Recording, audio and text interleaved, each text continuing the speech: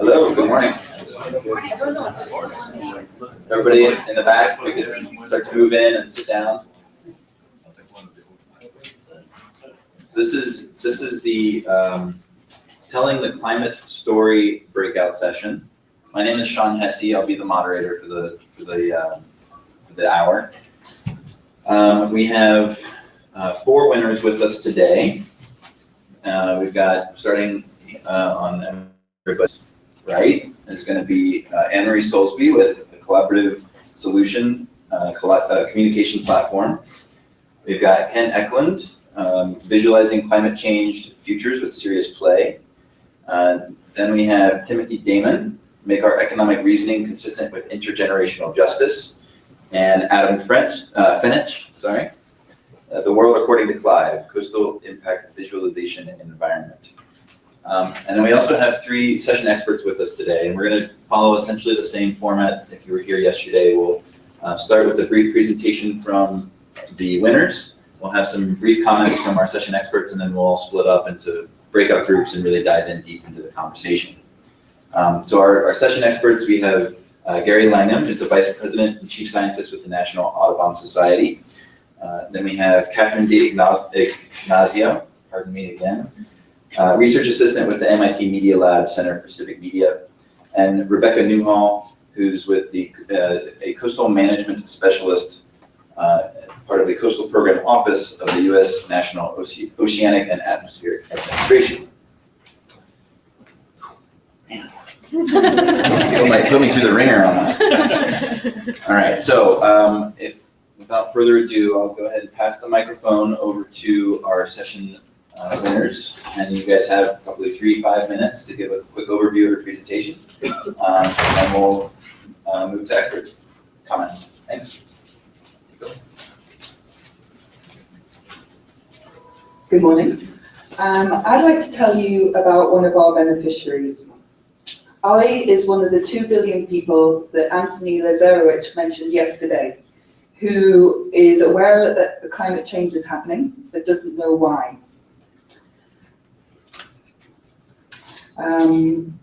Ali isn't preparing for a catastrophic event.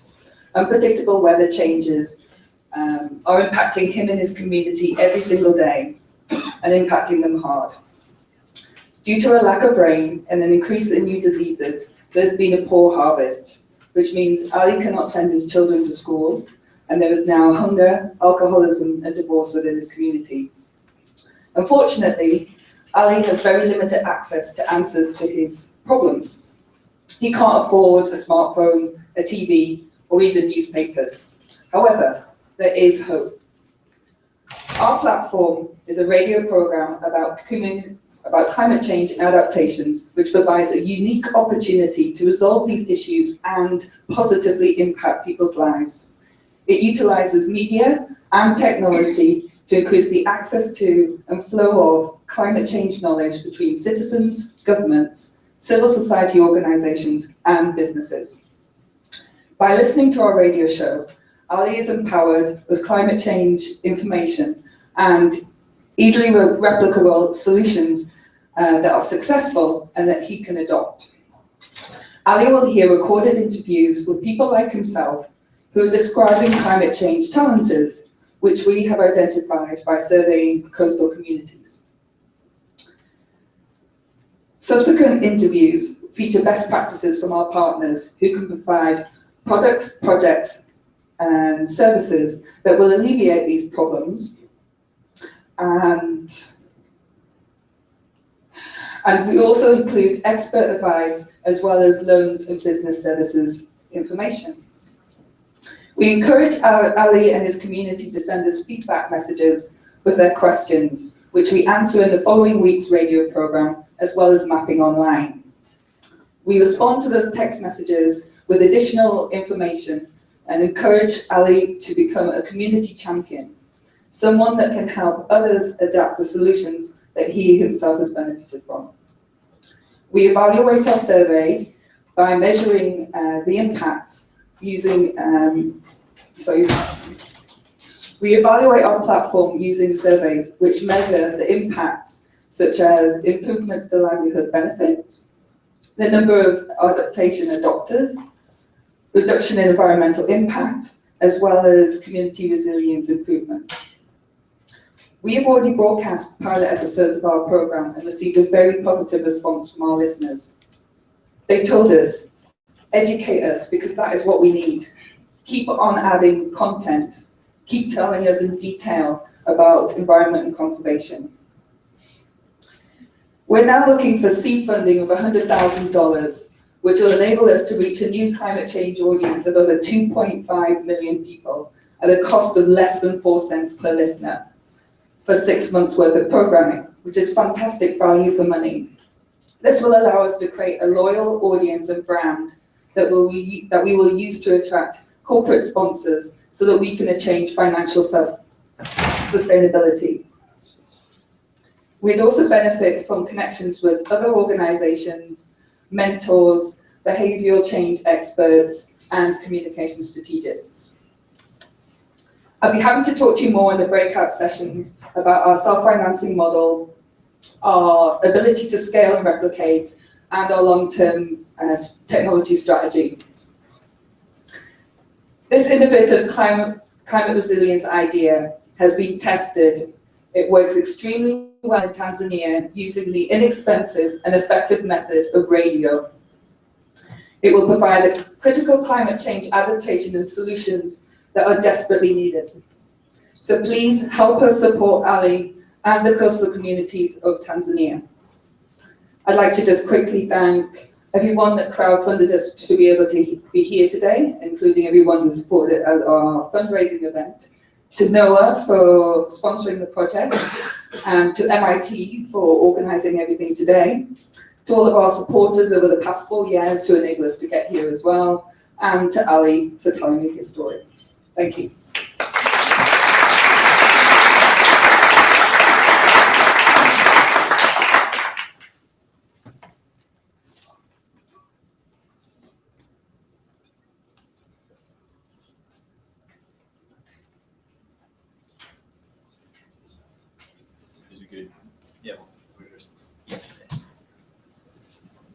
Of course, then I can't read my notes. Hi, so I'm Ken Eklund, and the project is Visualizing Climate Change Futures with Serious Play. Okay, so a true story about Kate.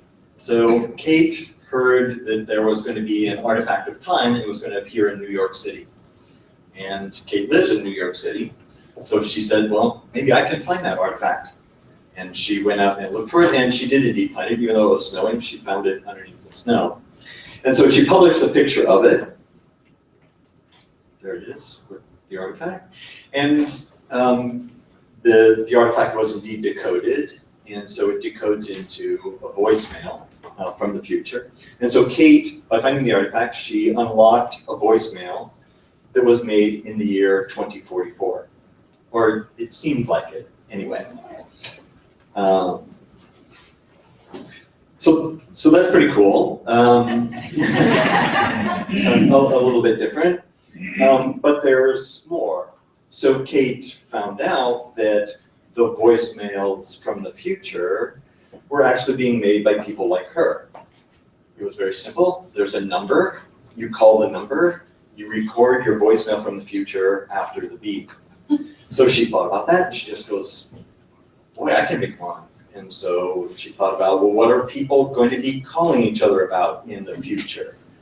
She came up with some scenarios, and then she dialed the number, and so she made a voicemail. And actually, she made 4 voicemails about climate change futures.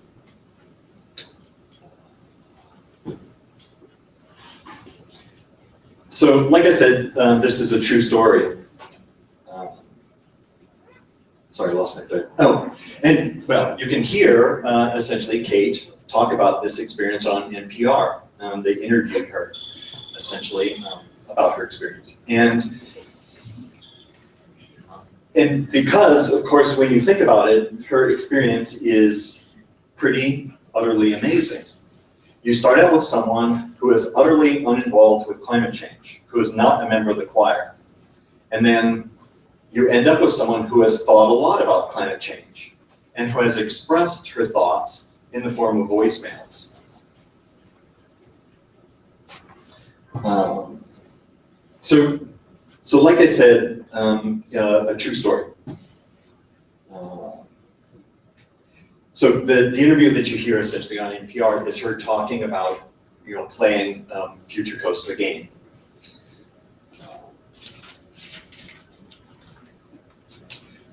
So the point is, really with Kate, is how frictionless that process was. And it was also fun. And what did we do? It was really pretty simple. We listened. That's what we mostly did. And so those are three words that I just don't hear very often in climate change conversations, right? That's frictionless, fun, listening. So, sorry, I'm just having blank moments here. FutureCoast is really addressing the layer of narrative in climate change. And so this is the layer which is above the data, right? The human story. And the narrative layer is just so important for action. I can't hardly even begin to tell you, is how people make sense of the world, right? It's through story. So, like I said, this is a true story. We've run our pilot of FutureCoast, which is how we met Kate. And so now we're looking to essentially scale this project.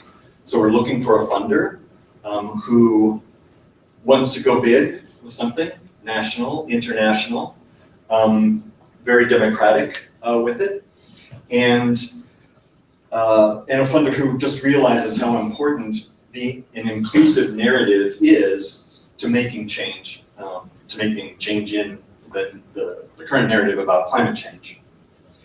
And so I'm also asking all of you to essentially be ready to join in when we do scale. Because each organization here, you all have people who are essentially just like Kate. What she wants is she wants a frictionless way in. The people want a frictionless way in. And they want something which is indeed an invitation to hear stories about climate change futures and to contribute their stories about climate change futures.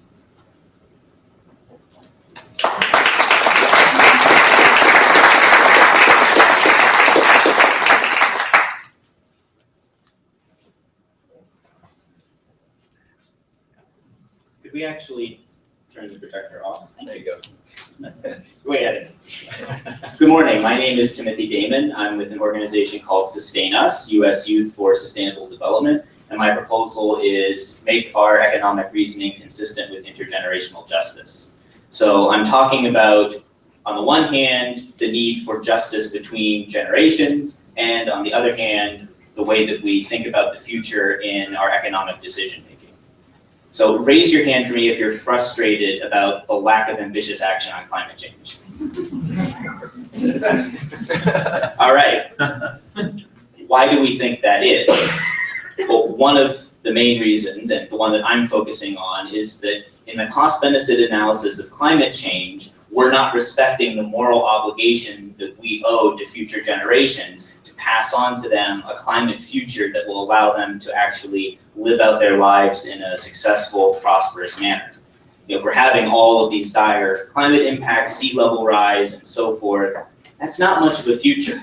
And as a young person, it's difficult for me to think about having a child even, because I would have this moral obligation, moral burden of bringing them into this kind of world. So we then need to think about how do we take these moral values that are very commonly held in society, that we care about our children, our grandchildren. We don't want to be that bad person who messed up the planet so that other people later are suffering and having to pick up the bill for us.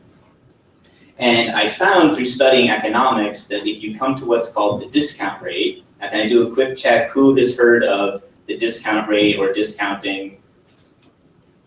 Okay, if that's helpful. For those who haven't, the really quick version is that when economists are comparing how costs and benefits are distributed over time, they're biased toward the present.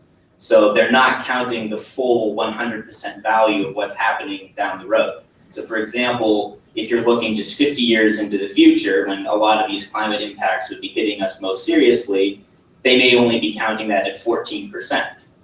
But that's going to be the present of some of us who will hopefully still be alive then, and any new people that we've brought into the world. So they're going to value 50 years from now at 100%, but economists are only giving it the 14%. And so if you're trying to justify really ambitious mitigation policies, which we have to pay for today, and the benefits are coming later, you can easily see how you can't really make that argument very successfully. So in order to address this, my proposal specifically calls for educating and empowering young people to use their moral voices to call out this economic practice of discounting, specifically in the context of climate change.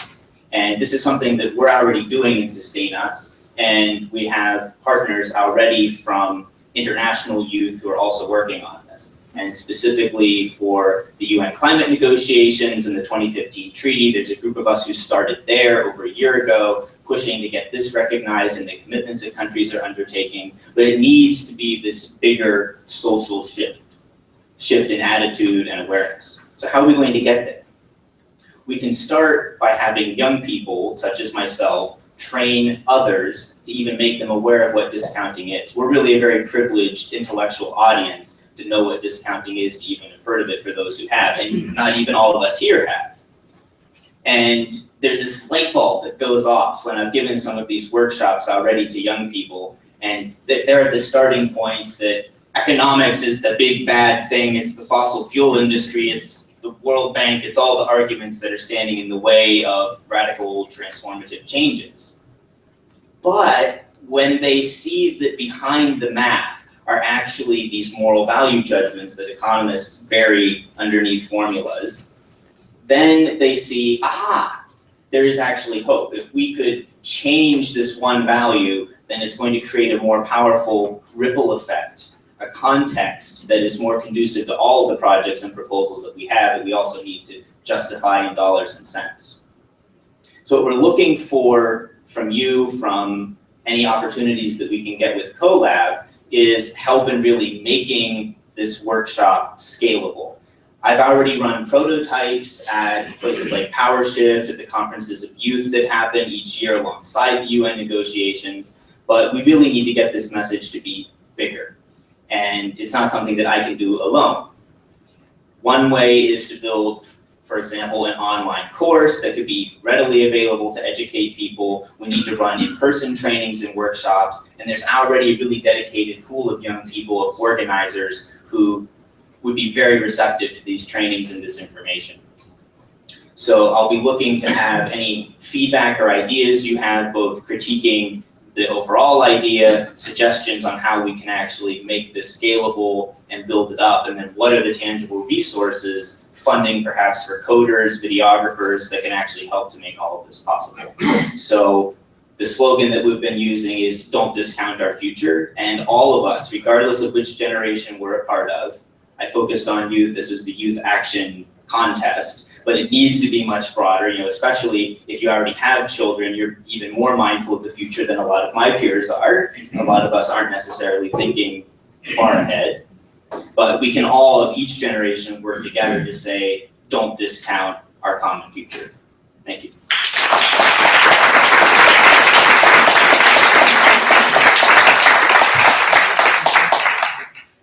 Good morning, everybody. You've met Ali this morning and Kate. I'm going to introduce you to CLIVE. CLIVE isn't a real person. CLIVE is a video game that mobilizes communities to adapt to climate change. Before I begin, let me introduce myself. I'm Adam Fennick. I'm the director of the Climate Research Lab up at the University of Prince Edward Island, which is up in Canada. I want to recognize two young men, if you could stand up, please. There's Andrew Dwaral and Alex Chen, who are the real brains. They're the ones that conceptualized and programmed. Somewhere off in cyberspace, there's another professor, Nick Headley, from Simon Fraser University in Vancouver, British Columbia, so on the entire other coast of the large country of Canada. And one last, but probably most important, the person who funded us, the Vice President of Research, Robert Gilmore from University of Prince Edward Island. If I could ask him to just please quickly stand up. we have a short video that sort of explains what CLIVE is all about. Welcome to CLIVE, Coastal Impact Visualization Environments. Prince Edward Island is Canada's smallest province, famous around the world for its pristine beaches and as the iconic home of Anne of Green Gables. But those fragile beaches are threatened by coastal erosion and sea level rise. The island's coasts are especially vulnerable due to their composition of sand and sandstone, the rising sea levels, and the increase in the number and severity of storm events. Islanders have long experienced coastal erosion, but recent years have seen an increase in the rate of change that threatens their homes and cottages, roads, lighthouses, golf courses, and even wind turbines. CLIVE is a new analytical geovisualization tool created by researchers at the University of Prince Edward Island's Climate Research Lab and Simon Fraser University's Spatial Interface Research Lab. Using 3D game engine technology adapted to serious scientific communication, CLIVE enables citizens to interactively fly around and view the province of Prince Edward Island at all scales, while manipulating scenarios of change over time.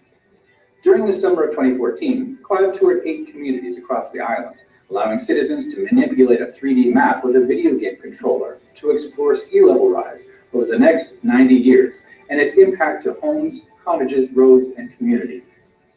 Islanders shared ideas about how to best adapt to these conditions, and through CLIVE, view local areas that might be affected.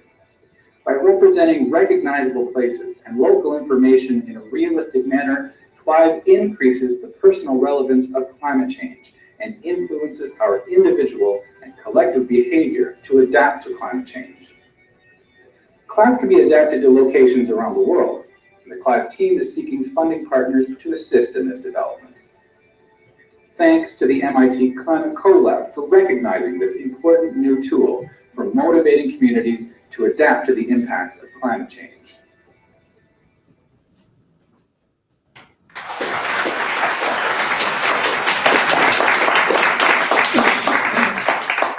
All right, thank you. So I'll just pass the mic down and with some quick thoughts from our session experts, and then we'll break up into the breakout groups. Thanks. Is that right if I stand up? Yeah. So, wow, that was very inspiring. Thank you. It's one of the things that strikes me is it's so important just to get started and to take action. I think, as a climate community, can be overwhelmed with the fact that we have to come up with a global solution before we can take action, and it's inspiring to hear of all these creative solutions. Some of the themes were that they meet people where they are with the information that they need. Using technology to do that in really smart ways, and then just basic innovation. So yes, so thanks for those inspiring. A few other comments, if you don't mind. You guys don't mind? So I was particularly struck with Anne-Marie with the use of technology that's not very expensive to reach a huge audience. That efficiency, that economy of scale, was so inspiring to those. And then using kind of old school technology with new school technology, some texting to let them have their voice be heard, so that you make sure it's relevant. When Ken stood up, I could see that he had his chronofact in his back here, and at first I thought it was like a slide rule or something. I said, well, we're at MIT, so. But that was amazing to think of that, reaching a whole different generation of folks who would find that puzzle so intriguing. So I hope maybe we can pass that around later when we break out. I'd love to see it. Absolutely.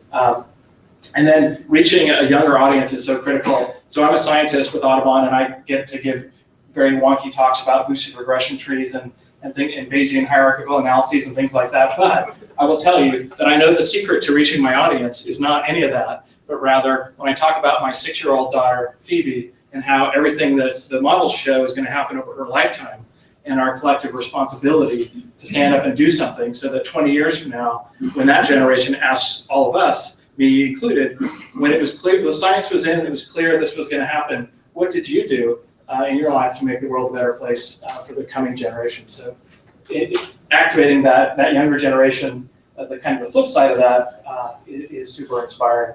And then finally, I love CLIVE here, seeing the zooming interaction with the really quite dramatic sea level rise stuff. That's pretty intense. So thank you all. That's great. Yeah, I mean, to probably just echo a lot of the comments.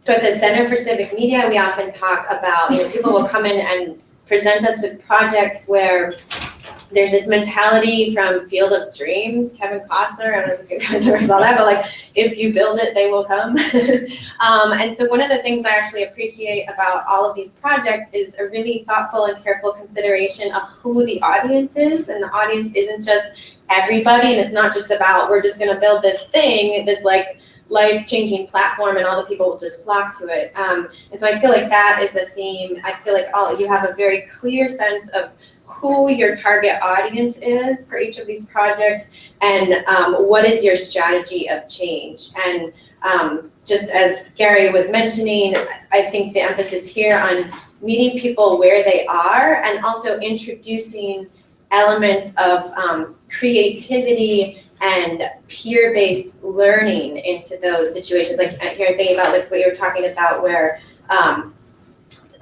Ali, right, could then become an expert and then teach other people. I mean, I think this kind of thing, or training the trainers, you're training this kind of first line of people to then go forward. And so thinking about these models for how do we replicate learning that can go far beyond just the momentary encounter of one single person with the thing that we have built. I think that, I feel like all of the projects have considered that as well.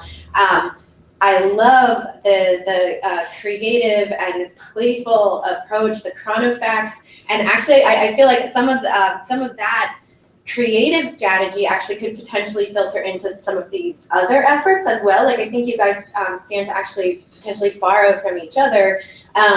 Because one of those things is, again, yeah, like thinking about the stories and the engagement with the future. We are human beings, we are kind of structured to be in this particular space in this particular time, like I'm right here in this room right now. And so giving us narratives, metaphors, poetic ways for us to be in the future is so important, especially for audiences. Like, I mean, think that the audience potentially in Tanzania is different, right? Because they are seeing on the ground material change right now to their livelihoods and to their circumstances. And so that might need a different kind of storytelling, but there's a clear motivation for like why people need to engage with this kind of thing. Whereas engaging us in something that seems speculative, abstract, and far off, creativity, poetics, play, CLIVE, that was something I've never heard of proposals, like totally awesome. I've never heard that. CLIVE, what is it, climate fiction? Is that what it stands for? Yeah, so it's like,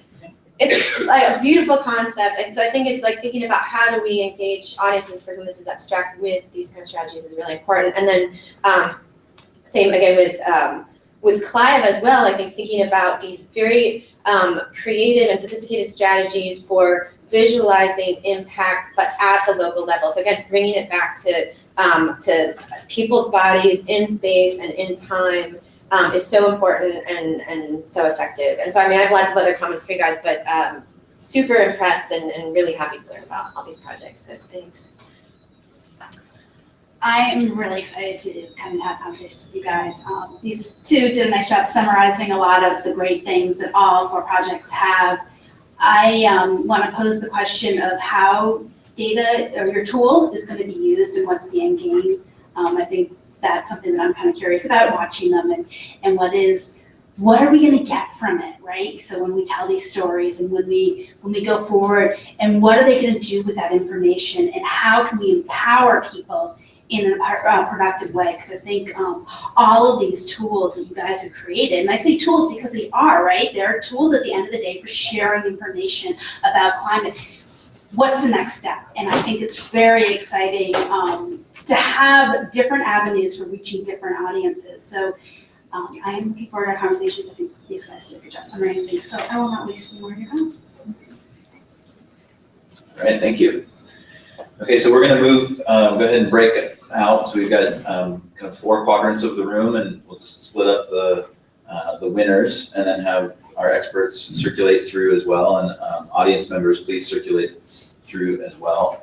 And I think just to kind of serve this up as we start to break up, start to think through, what are the things that you can do that you individually can contribute to the proposals? Is it time? Is it an invitation or an introduction? Do you have a connection with somebody that can help to really further the proposal? And then really encourage you to use the app or use the forums to record those actions and to help track what we're doing. So, where are the forums? It's a great question, and we'll get the forums. I'll get the forums.